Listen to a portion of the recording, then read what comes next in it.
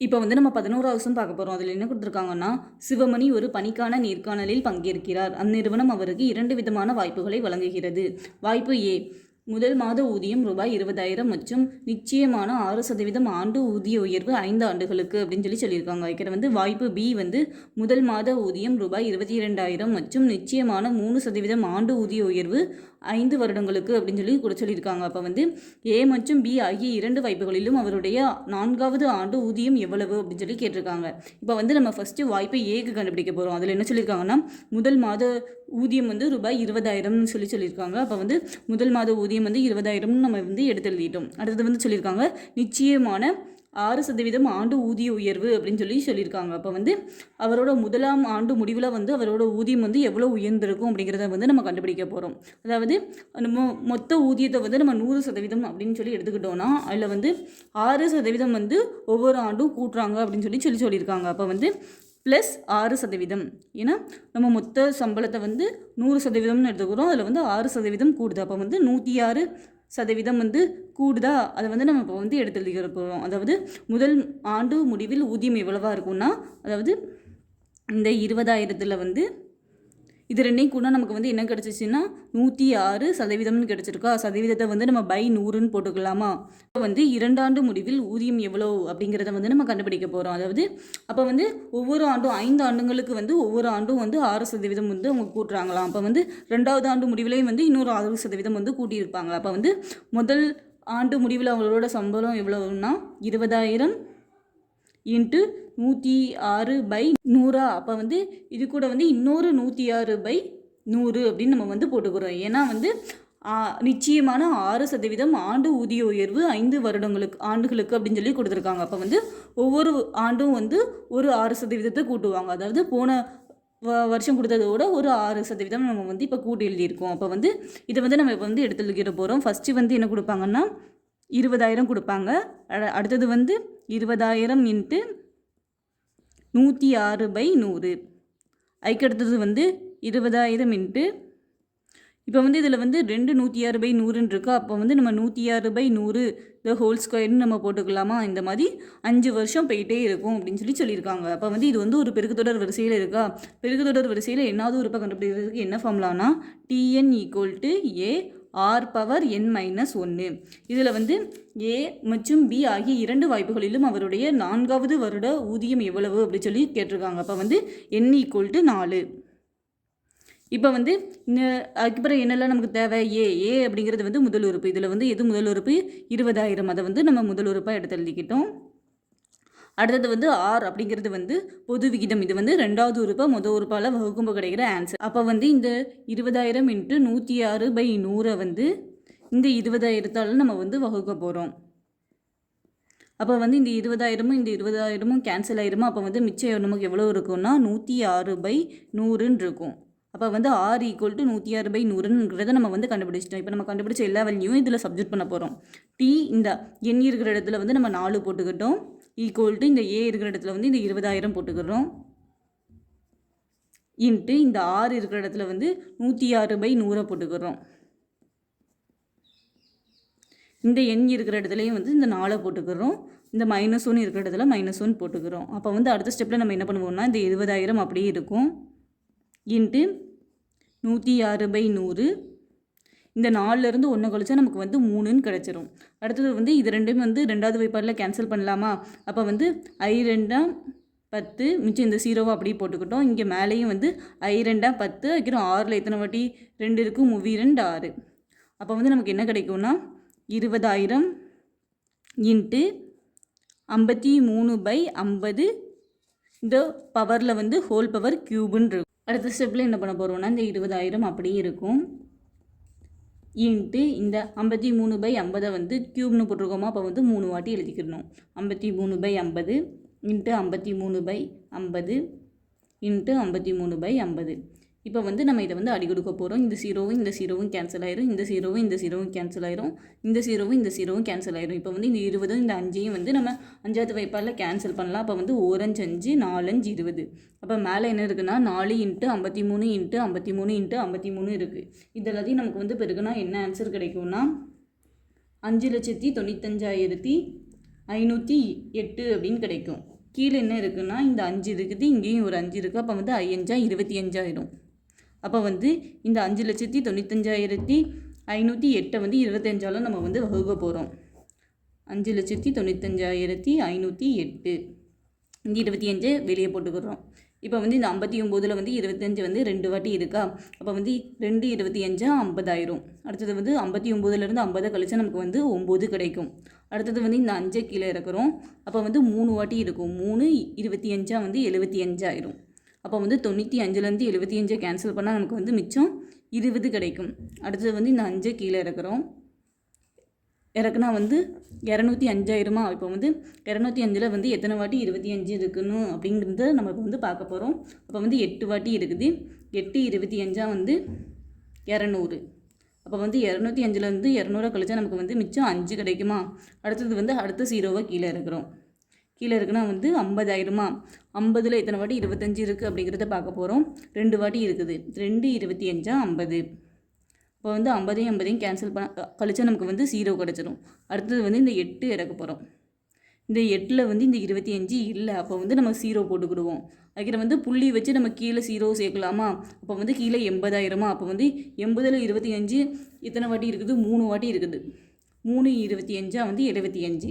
இதோடு நம்ம வந்து இதை ஸ்டாப் பண்ணிக்கலாம். அப்போ நமக்கு வந்து என்ன கிடைக்கும்னா 23,820.3 அப்படின்னு கிடச்சிருக்கா. அதை வந்து நம்ம எடுத்து எழுதியிருக்கோம். இப்போ வந்து புள்ளிக்கு இந்த சைடு 3 அப்படிங்கிறது வந்து 5ஓட சின்ன நம்பராக. அப்போ வந்து நம்ம அதை எழுத வேண்டாம். அப்போ வந்து நமக்கு என்ன ஆன்சர் கிடைச்சிருக்குன்னா 23,820. இப்போ வந்து நம்ம வாய்ப்பு ஏல வந்து 4 வருடங்களுக்கு அவரோட ஊதியம் எவ்வளவாக இருக்கும் அப்படிங்கிறத வந்து நம்ம இப்போ வந்து கண்டுபிடிச்சிட்டோம். அது என்னதுன்னா 23,820. இப்போ வந்து வாய்ப்பு பியில் வந்து 4 வருடங்களுக்கு அப்புறம் வந்து அவரோட ஊதியம் எவ்வளவு அப்படிங்கிறத வந்து நம்ம கண்டுபிடிக்க போகிறோம். இப்போ வந்து வாய்ப்பு பிக்கு வந்து அவருடைய 4வது வருட ஊதியம் எவ்வளவு அப்படிங்கிறத வந்து நம்ம கண்டுபிடிக்க போகிறோம். சம்பளம் வந்து முதல் மாத ஊதியம் எவ்வளோன்னு கொடுத்துருக்காங்கன்னா 22,000ன்னு கொடுத்துருக்காங்க. அதை வந்து நம்ம எடுத்து எழுதிட்டோம். அடுத்தது வந்து என்ன சொல்லியிருக்காங்கன்னா நிச்சயமான 3% ஆண்டு ஊதிய உயர்வு 5 ஆண்டுகளுக்கு அப்படின்னு சொல்லி கொடுத்துருக்காங்க. இதுக்கு என்ன அர்த்தம்னா ஒவ்வொரு ஆண்டும் வந்து அவருடைய சம்பளத்தில் வந்து 3% வந்து அதிகரிச்சுட்டே இருக்கும் அப்படிங்கிறது அர்த்தம்.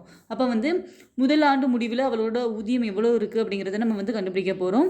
நம்ம வந்து மொத்த ஊதியத்தை வந்து நம்ம 100%ன்னு எடுத்துக்கிட்டோம்னா இதில் வந்து ஒவ்வொரு ஆண்டும் வந்து 3% வந்து கூட்டிகிட்டே போகிறாங்க. அப்போ இது கூட ப்ளஸ் 3%. அப்போ இது ரெண்டையும் கூட்டினா நமக்கு வந்து 103%ன்னு இருக்குமா. இதை வந்து நம்ம 103/100ன்னு எழுதிக்கலாமா. இப்போ வந்து முதல் ஆண்டு முடிவில் ஊதியம் எவ்வளவு அப்படிங்கிறத நம்ம வந்து எழுத போகிறோம். அதாவது மொத்த சம்பளம் எவ்வளவுதுன்னா 22,000.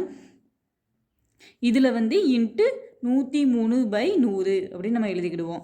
அடுத்தது வந்து 2ஆம் ஆண்டு முடிவில் ஊதியம் எவ்வளவு அப்படிங்கிறத வந்து நம்ம இப்போ வந்து எழுத போகிறோம். அதாவது அதுக்கு முந்தின மாதம் அதாவது எவ்வளோ சேலரி கொடுத்தாங்க 22,000 இன்ட்டு 103/100. அதாவது 5 ஆண்டுகளுக்கு ஒவ்வொரு ஆண்டும் வந்து 3% கூட்டிகிட்டே இருப்பாங்க. அப்போ வந்து இதில் கூட ஒரு 3% கூட்டியிருப்பாங்க முந்தைய ஆண்டை விட. அப்போ வந்து இதில் வந்து இன்ட்டு 103/100ன்னு போட்டுக்கிறோம். இப்போ வந்து இதை எடுத்து எழுத போகிறோம். அதாவது ஃபஸ்ட்டு வந்து என்ன சேலரி கொடுப்பாங்கன்னா 22,000. அதுக்கப்புறம் வந்து முதலாண்டு முடிவில் வந்து எவ்வளோ கொடுப்பாங்கன்னா 22,000 இன்ட்டு 103/100. அதுக்கிற வந்து 2ஆம் ஆண்டு முடிவில் ஊதியம் எவ்வளோ கொடுப்பாங்கன்னா 22,000. இப்போ வந்து 103/100 இன்ட்டு 103/100ன்னு இருக்குது. அப்போ வந்து இது 2 வாட்டி இருக்குது. அப்போ வந்து 103/100 ஹோல் ஸ்கொயர் போட்டுக்கிறோம். இந்த மாதிரி 5 வருஷத்துக்கு போயிட்டே இருக்கும். இப்போ வந்து சம்பளம் என்ன சொல்லியிருக்காங்கன்னா பி ஆகிய இரு வாய்ப்புகளிலும் அவருடைய 4வது வருட ஊதியம் எவ்வளவு அப்படின்னு சொல்லி சொல்லியிருக்காங்க. ஏயோட வந்து 4வது வருட ஊதியம் எவ்வளவு அப்படிங்கிறத வந்து நம்ம ஏற்கனவே கண்டுபிடிச்சிட்டோம். இப்போ வந்து பியோட தான் கண்டுபிடிக்க போகிறோம். இதில் வந்து எத்தனாவது வருடம்னு சொல்லியிருக்காங்கன்னா 4வது வருடம் அப்படின்னு சொல்லியிருக்காங்க. அப்போ வந்து n = 4. இது வந்து ஒரு பெருக்குத்தொடர் வரிசையில் இருக்குது. இந்த பெருக்குத்தொடர் வரிசையில் என்னாவது உறுப்பை கண்டுபிடிக்கிறதுக்கு என்ன ஃபார்முலானா Tn = AR⁻n-1. இதில் ஏ அப்படிங்கிறது வந்து முதல் உறுப்பு என்ன கொடுத்துருக்காங்கன்னா 22,000 அப்படின்னு கொடுத்துருக்காங்க. ஓகே, வந்து ஆர் அப்படிங்கிறது வந்து பொது விகிதம் என்னது அப்படின்னா என்னதுன்னா 2வது உறுப்பை முதல் உறுப்பால் வகுக்கும்போது கிடைக்கிற ஆன்சர். அப்போ வந்து 22,000 இன்ட்டு 103/100. இது வந்து 2வது உறுப்பு. அதை வந்து நம்ம எடுத்து எழுதியிருக்கோம். அதை முதல் உறுப்பால் வகுக்கணும். அப்போ வந்து வகுத்தல் 22,000. அப்போ இதையும் கேன்சல் பண்ணால் வந்து R = 103/100ன்னு கிடச்சிரும். இப்போ வந்து ஏஆர்என் அதெல்லாம் என்னதுன்னு நம்ம கண்டுபிடிச்சிட்டோம். இப்போ வந்து இந்த ஃபார்முலாவில் சப்ஸ்டிட் பண்ண போகிறோம். டி இந்த எண் இருக்கிற இடத்துல வந்து நம்ம 4 போட்டுக்கிட்டோம். ஈக்குவல் டு இந்த ஏ இருக்கிற இடத்துல வந்து 22,000 போடுறோம். இந்த ஆர் இருக்கிற இடத்துல வந்து 103/100 போடுறோம். 103/100. இந்த எண் இருக்கிற இடத்துல வந்து 4 போடுறோம். -1 -1 அப்படியே போட்டிருக்கோம். இப்போ வந்து 22,000 நம்ம வந்து அப்படியே எழுதியிருக்கோம். இந்த 103/100 அப்படியே எழுதியிருக்கோம். இந்த 4லேருந்து 1 மைனஸ் பண்ணால் நமக்கு வந்து 3 கிடைக்கும். அதனால இந்த 3 அப்படியே போட்டிருக்கோம். அடுத்த ஸ்டெப்பில் நம்ம என்ன பண்ணுவோம்னா இந்த 22,000 அப்படியே இருக்கும். இந்த 103/100 வந்து 3 அப்படின்னு ஹோல் க்யூபாக அப்போ வந்து இதை நம்ம 3 வாட்டி எழுதிக்கணும். 103/100 இன்ட்டு 103/100 இன்ட்டு 103/100. இப்போ வந்து ப்ராக்கெட்னாலும் பெருக்கல்னு தான் அர்த்தம். இந்த ஜீரோவும் இந்த ஜீரோவும் கேன்சல் ஆயிருமா, இந்த ஜீரோவும் இந்த ஜீரோவும் கேன்சல் ஆயிரும், இந்த ஜீரோவும் இந்த ஜீரோவும் கேன்சல் ஆயிரும். அதுக்கப்புறம் வந்து 10ம் 22ம் வந்து 2வது வைப்பரில் இருக்குமா, அப்போ வந்து 1 2 2 1 2 2 I 2 10. இப்போ வந்து 11 இன்ட்டு 103 இன்ட்டு 103 இன்ட்டு 103 இது எல்லாத்தையும் பெருக்கினா நமக்கு வந்து என்ன ஆன்சர் வரும்னா 1,20,1997 வரும். அதுக்கப்புறம் வந்து கீழே என்ன இருக்குன்னா 5 100 இருக்குது. அப்போ 5 இன்ட்டு 100 500 ஆகுமா. இப்போ வந்து இது வகுத்து நம்ம வந்து எழுத போகிறோம். இப்போ வந்து நம்ம 1,20,19,997 வந்து 500ஆல் வகுக்க போகிறோம். இப்போ வந்து ஃபஸ்ட்டு வந்து நம்ம 1201 எடுப்போமா. இதில் வந்து எத்தனை வாட்டி 500 இருக்குது, 2 வாட்டி இருக்குதா. 2 500 1001 கிடைக்குமா. அப்போ வந்து 1201லேருந்து 1000 கழிச்சா நமக்கு வந்து 201ன்னு கிடைக்குமா. அடுத்தது வந்து இந்த 9 இறக்குறோம். அப்போ வந்து இதில் எத்தனை வாட்டி 500 இருக்குது, 4 500 2000ன்னு நமக்கு கிடைக்குமா. அப்போ வந்து 2019லேருந்து 2000 நம்ம கழிச்சா நமக்கு வந்து 19 கிடைக்குமா. அடுத்தது வந்து அடுத்து 9 இறக்குறோம். இறக்குனா வந்து நமக்கு 199 தான் வரும். இதில் 500 இருக்காது. அப்போ வந்து மேலே 0ன்னு போட்டுட்டு அடுத்து 9 இறக்குவோம். இப்போ வந்து இதில் எத்தனை வாட்டி 500 இருக்குது, 3 500 1500ன்னு கிடைக்குமா. இப்போ வந்து 1999லேருந்து 1500 கழிச்சா நமக்கு வந்து எவ்வளோ கிடைக்கும்னா 499 கிடைக்குமா. அடுத்தது வந்து 7 இறக்குறோம். இப்போ வந்து இதில் எத்தனை வாட்டி, அதாவது 4997 வந்து எத்தனை வாட்டி 500 இருக்குது அப்படிங்கிறத பார்க்க போகிறோம். 9 வாட்டி இருக்குது. 9 500 4500ன்னு ஆகுமா. அப்போ வந்து 4997லேருந்து 4500 கழிச்சா நமக்கு வந்து 497 கிடைக்குமா. இப்போ வந்து அடுத்தது வந்து நம்பர் இல்லை. அப்போ வந்து இங்கே மேலே புள்ளி வச்சுட்டு இங்கே 0 சேர்ப்போம். அப்போ வந்து என்ன ஆகும்னா 4970 ஆகுமா. இதில் எத்தனை வாட்டி 500 இருக்குது, 9 வாட்டி இருக்குதா. 9 500 வந்து 4500 அப்படின்னு நமக்கு கிடைக்குமா. இந்த மாதிரி இது போயிட்டே இருக்கும். நம்ம இவ்வளோ எடுத்துக்கிட்டால் போதும். அப்போ வந்து நமக்கு என்ன ஆன்சர் கிடைச்சிருக்குன்னா 24,039.9ன்னு கிடச்சிருக்கு. இப்போ வந்து இதை எடுத்துக்கிறோம். இதில் வந்து இந்த 9 வந்து 5க்கு மேலே இருக்கா. அப்போ வந்து இதுக்கு முன்னாடி இருக்கிற நம்பரோட 1 நம்ம வந்து கூட்டிக்கிடுவோம். அப்போ வந்து 24,000. இப்போ வந்து இந்த 9 கூட 1 கூட்டினா வந்து இது 10,000மா. அப்போ வந்து 10,000. அப்போ வந்து இந்த 3 கூட 1 கூட்டுவோம். அப்போ வந்து 4 0 அப்படின்னு ஆகுமா. அதாவது 24,039. இதில் வந்து இந்த 9 கூட நம்ம வந்து 1 கூட போகிறோம். அப்போ வந்து இது 10,000மா. அப்போ வந்து 1 0. அப்போ இது கூட இது 3 கூட 1 கூட்டினா 4,000மா. வைக்கிற முன்னாடி 0 4 2. அப்போ வந்து 24,040ன்னு நமக்கு கிடைக்கும். அப்போ வந்து வாய்ப்பு பி அப்படிங்கிற இதில் வந்து 4வது வருட முடிவில் கிடைக்கிற ரூபாய் எவ்வளவுதுன்னா 24,040 ரூபாய்ன்னு நம்ம கண்டுபிடிச்சிட்டோம். அப்போ இதோட இந்த சம் அவ்வளோதான்.